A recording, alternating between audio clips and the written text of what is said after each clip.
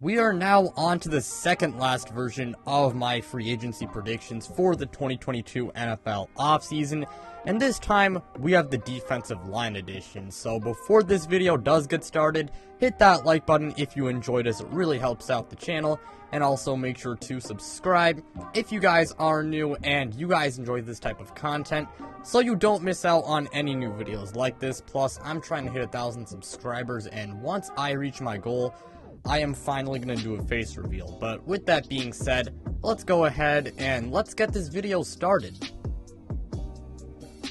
Let's start this thing off with Von Miller. Von Miller was traded to the Rams mid-season, and he was phenomenal for them, especially in the playoffs. And even though he is getting up there in age, and he has regressed a little bit since his prime. That's not really a bad thing because he is getting up there in age, but he's still one of the better edge rushers in the NFL, and there should be a lot of teams interested in his services. Now, some places where he could end up, the two main ones in my opinion are the Broncos and the Rams. Plus, you got the Chargers, and maybe, I don't know about the Chargers anymore since they got Khalil Mack, the Colts, and the Seahawks. But I do have Von Miller staying with the Los Angeles Rams since he really did seem to love it in LA, and I think he will return on like a 2-3 year deal, and I think he's going to try and run it back. But that being said, I could also see him signed with the Denver Broncos. It really comes down to the Broncos and Rams in my opinion.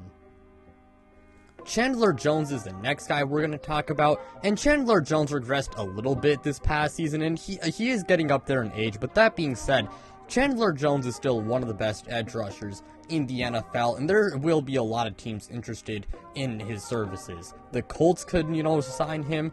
The Ravens could. The Cardinals could maybe re-sign him. The Seahawks could sign him. The Falcons maybe. The Broncos could, and maybe the New York Jets. But I do have Chandler Jones signing with the Denver Broncos. Now, I don't know if the Cards will re-sign Chandler Jones, given the fact that they seemed kind of hesitant on paying him, and although he is 32, and again, he did regress a little bit, he's still one of the best edge rushers in the NFL. The Broncos, they really do need some, defensive line help, even though their defense, it's very good, but they do need some defensive line help, and they do actually have some money to spend in this year's offseason. Next up, we have Hassan Reddick. He proved that his 2020 season was no fluke, as he was great this past year for the Carolina Panthers, and places where he could sign include the Panthers. He could always re-sign there, the Jets, the Broncos, the Seahawks, the Colts, the Browns, and the Falcons. Those are all places where he could go. But I do have Hassan Reddick staying with the Carolina Panthers because he proved to be a great complement next to Brian Burns. Even though the Panthers have a good front seven, their pass rush is mostly Brian Burns and Hassan Reddick. And the Panthers, even though their offense has a lot of work to do outside of their skill position group, defensively, they are one of the best teams in the NFL. And I do think they want to, keep their defense one of the best in the entire league. Up next, we have Emmanuel Ogbah. Emmanuel Ogbah has been fantastic for the Miami Dolphins in his 2 seasons there, and because of that, he will be a highly coveted free agent. The Dolphins could always be interested in re-signing him. The Seattle Seahawks could re-sign him. The Jets could sign him. The Browns could.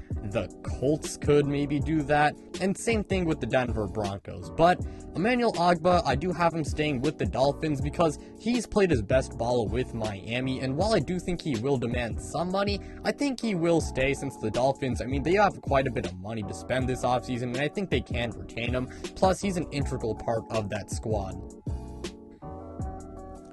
Randy Gregory is the next player we will be talking about. Randy Gregory, it seemed like the guy was going to be a bust, but in recent years, he's actually been quite good, and he was a massive part of the Dallas Cowboys defensive turnaround this past season, and I do think quite a bit of teams, will be inquiring about his services. Now, yes, he does have some off-the-field issues. He has been clean for, recently, but those off-the-field issues are still kind of concerning. But that being said, Randy Gregory, he is a really good player. The Colts, I think, could sign him. The Cowboys could try and re-sign him. The Jets could sign him. The Seahawks could. the Browns could, and the Denver Broncos could also pursue him, but I do have the Indianapolis Colts signing Randy Gregory because they do need to bolster their pass rush. I do think that Kwity Paye, he is going to break out in 2022, but never put all your eggs in one basket, and even then, you really could, get some pass rush help around DeForest Buckner and Kwity Paye, so I do have Randy Gregory signing with the Indianapolis Colts. Charles Harris is the final edge rusher we will be talking about. He had a breakout season, after some pretty unproductive years I believe the Dolphins and the Falcons. He was great for the Detroit Lions, and there should be a lot of teams interested in his services. The Lions, I think, will be interested in bringing him back. The Broncos will be interested in, pursuing him. The Falcons could, maybe try and reunite with him. The Colts could pursue him. The Jets, maybe they, sign him. The Panthers could sign him if Hassan Reddick were to leave. The Browns could sign him, and maybe the New York Giants. But I do have the Lions keeping Charles Harris because he was very good for the Detroit Lions, and it seems like Dan Campbell wants to build an identity of being really tough, up front. And Charles Harris, he would be really good, for that identity. While he probably will, demand a little bit of money, I don't think he'll be, you have to break the bank, to re-sign Charles Harris. And even then, Detroit, they do have, a little bit of money.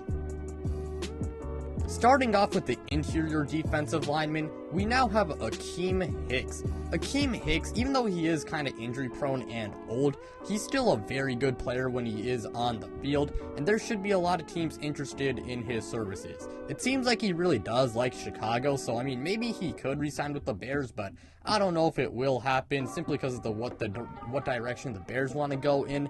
The Chargers could sign him, the Broncos could, and maybe the Las Vegas Raiders. But I do have Akeem Hicks signing with the Los Angeles Chargers because they need some toughness up front. And Akeem Hicks, when healthy, he is one of the best interior defensive linemen in the league despite his age. And along with that, Khalil Mack, he did recently get traded, so maybe that does draw him into LA. The second last player we will be talking about is Larry Ogunjoby. Larry Ogunjoby, after a down season, had the best season of his career with the Cincinnati Bengals in 2021. And if you do need interior defensive line help, well, Larry Ogunjoby would be, a pretty good player to pursue. I'm sure the Bengals would love to bring him back. The Raiders could target him. The Broncos could. The Bears, maybe they do, as an Akeem Hicks replacement, because since, Larry Ogunjoby is younger, maybe the Browns reunite with him. The Chargers could sign him. But I do have Larry Ogunjoby signing with the Las Vegas Raiders because the Raiders are very squishy up front, and they really do need help, when it comes to the interior defensive line. And Larry Ogunjoby is coming off a career season, and I do think that he does leave, for money reasons. And the Raiders, they are a good fit. And yes, the Bengals, they do have quite a bit of money. However, I think they'll spend, a lot of it on trying to improve their offensive line. And the final player for this video is Kalei Campbell. Kalei Campbell is very old, and yes, he might be old, but he's actually quite a decent player when he's on the field. He's not like prime Kalei Campbell, but again, still a very good player. The Raiders might want to bring him in. Maybe he decides to go home, to the place where he grew up and decides to sign with the Denver Broncos. The Ravens could re-sign him. The Bears could sign him, maybe, I don't know. The Browns could also sign him. The Chargers could.